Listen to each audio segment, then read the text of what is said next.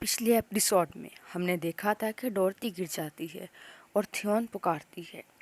Next episode کی شروعات ہوتی ہے اور ہم دیکھتے ہیں کہ تھیون کو جو ڈورتی سے کہہ رہا ہوتا ہے کہ آئی ایم سوری، کیا آپ کو چوٹ لگی ہے؟ آپ کا ڈریس بھی خراب ہو چکا ہے۔ یہ مکمل طور پر میری غلطی ہے، میں نے آپ کو آتے ہوئے نہیں دیکھا۔ تھیون ہینڈ کرچیف دیتا ہے اور کہتا ہے کہ کیا تمہارے اینکل ٹھیک ہے؟ کیا تم چل سکتی ہو یا پھر میں کسی کو بلاؤں؟ ڈورتی کہتی ہے آئی مس یو تھیون۔ تھیون کا دھیان اس پر نہیں جاتا بلکہ وہ سوچنے لگتا ہے کہ اسے میرا نام کیسے پتہ ہے، اور وہ روتی ہوئی ڈورتی کے آنسو صاف کرتا ہے۔ ڈورتی من میں سوچتی ہے کہ تھیون کو زندہ اور اچھی حالت میں دیکھ کر شاید میں نے اس زندگی میں آ کر کافی کچھ کر لیا، شاید وہ میری اس زندگی میں واپس آنے کی وجہ ہے۔ اتنے میں ہی ہم دیکھتے ہیں کہ ڈورتی کا بھائی رے اسے پکارتا ہے۔ وہ کہتا ہے کہ کیا تم ٹھیک ہو ڈورتی؟ کیا تمہیں درد ہو رہا ہے؟ یہاں پر کیا ہوا ہے؟ ڈورتی کہتی ہے کہ کچھ نہیں۔ اتنے میں رے تھیون کا کالر پکڑ لیتا ہے۔ کیا تم نے ڈورتی کو پریشان کیا ہے؟ تھیون سے کہتا ہے۔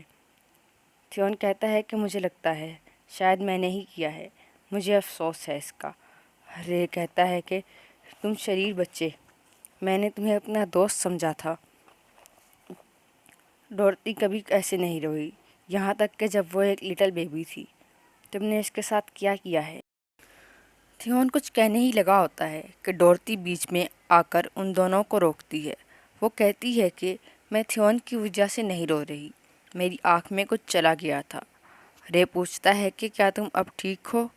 ڈورتی کہتی ہے کہ ہاں۔ رے کہتا ہے کہ یہ اچھی بات ہے، اور تمہاری نی کیسی ہے؟ ڈورتی کہتی ہے کہ اس میں صرف ایک اسکریچ آیا ہے، میں کچھ دیر میں ٹھیک ہو جاؤں گی۔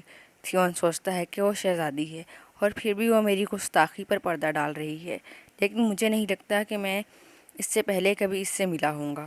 رے کہتا ہے کہ مجھے معاف کرنا تھیون، میں نے کچھ سوچے سمجھے بغیر ہی نتیجہ نکال لیا۔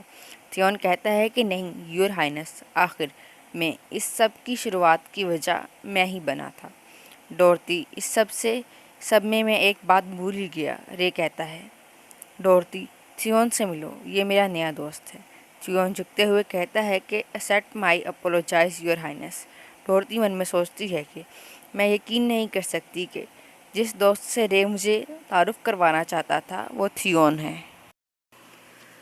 تھیون کہتا ہے کہ پرنسس، مائی نیم از تھیون فریڈے۔ وہ سوچتی ہے کہ یہ ہماری نئی زندگی کی شروعات ہے، ابھی کوئی کہانی لکھی نہیں گئی، اور ساتھ ہی یہ بھی سوچتی ہے کہ اگر میں محبت کے لیے اپنے ظالمانہ کاموں کو چھوڑ سکتی ہوں اور پاس کی ٹریجڈی کو جانے دوں اور بھول جاؤں کہ میں واقعی میں ہی تم سے محبت کرتی ہوں، تو وہ ہو سکتا ہے کہ وہ مجھے محبت کی ایک نظر ڈالے۔ اتنے میں ہم کسی کی آواز سنتے ہیں۔ ڈورتی سوچتی ہے یہ آواز، آخر کیسے میں اس آواز کو بھول سکتی ہوں؟ تھیون کا پہلا اور آخری پیار، جولیا ڈیلیوینا۔ تھیون جس کے پاس میری پرسسٹنسی اور ہماری فیملی کے درمیان موجود عہد کی وجہ سے مجھ سے شادی کرنے کے سوا کوئی اور دوسرا راستہ نہ تھا، آخری سانس تک جولیا کے ساتھ محبت کرتا رہا۔ بچپن سے ان دونوں کی دوستی ایک لمبے عرصے سے چلی آ رہی تھی، ان کا تعلق ایک دوسرے کے ساتھ بہت اسپیشل تھا، اور یہ دونوں ایک دوسرے میں پزلز کے پیسز کی طرح فٹ تھے۔ جہاں میری کوئی جگہ نہیں تھی، میری زندگی میں اب کوئی غیر معمولی بات نہیں تھی۔ میں نے کرنون کی محبت کو تلاش کیا مگر کوئی فائدہ نہیں ہوا۔ میں نے تھیون کی محبت کو بھی تلاش کیا جو کہ بے سود تھی۔ یہ میری ناگوار زندگی تھی۔ تھیون مجھ سے شادی کے بعد بھی جولیا کا پیچھا کرتا رہا۔ انہوں نے درجنوں خفیہ خطوط کا تبادلہ کیا۔ مجھے وہ چہرہ ابھی بھی یاد ہے جو خط لکھتے وقت خوشی سے چمکنے لگتا تھا۔ میں نے یہ دعا کی کہ جولیا تھیون کو چھوڑ دے، نہیں، میں نے اس کی موت کی دعا کی۔ پھر ایک وفادار ساتھی سے اسے مروا دیا۔ میں بہت خوش تھی کہ تھیون اب صرف میرا ہے، لیکن اس نے موت کو چنا۔ آخر میں اس کی موت میرے لالچ کی وجہ ہوئی، اور میری خود غرض محبت نے تھیون کو مار ڈالا۔ کیا کوئی اسے محبت کہہ سکتا ہے؟ یہ ناقابل برداشت، دل کے ٹکڑے کر دینے والا درد ہے۔ اب ہم پریزنٹ کا سین دیکھتے ہیں۔ رے کہتا ہے کہ جولیا تم یہاں ہو؟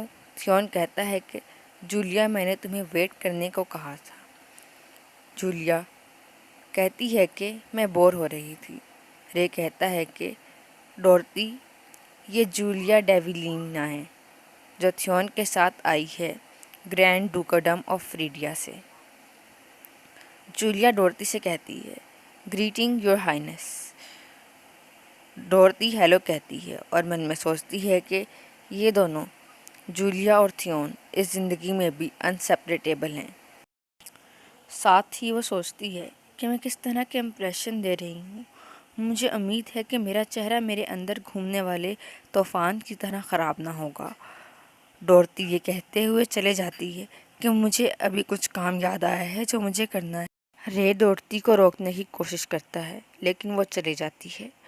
ڈورتی سوچتی ہے کہ وہ کرون پرنس جسے میں نے اپنے ہاتھوں سے قتل کر دیا اور میری محبت جس نے میرے بچائے موت کو پسند کیا یعنی تھیون، اور میری محبت کا محبت یعنی جولیا جسے میں نے ناحق سزائے موت دی، ان کے درمیان میری کوئی جگہ نہیں۔ پھر وہ اپنے کمرے میں چلے جاتی ہے۔ ہمیں کمرے کے اندر کا سین دکھایا جاتا ہے۔ گورنس ڈورتی سے کہتی ہے کہ کیا آپ کو یقین ہے کہ آپ ان کے ساتھ نہیں کھیلنا چاہتی؟ ڈورتی کہتی ہے کہ ہاں مجھے یقین ہے، میں تھکی ہوئی ہوں اور آرام کرنا چاہتی ہوں۔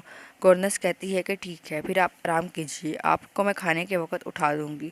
ڈورتی تھینک یو کہتی ہے اور پھر گورنس کمرے سے چلے جاتی ہے۔ ڈورتی بیڈ پر لیٹی ہوئی تھیون کے ہینڈ کرچیف کی طرف دیکھتی ہے اور بہت سوچیں اس کے دماغ میں گھوم رہی ہوتی ہیں، اور پھر وہ روتے روتے تھیون کے ہینڈ کرچیف کو پکڑتی ہے اور پھر کچھ دیر میں ہی وہ روتے روتے سو جاتی ہے، اور یہاں پر ایپیسوڈ کا اختتام ہوتا ہے۔ Wait for next episode. Bye bye.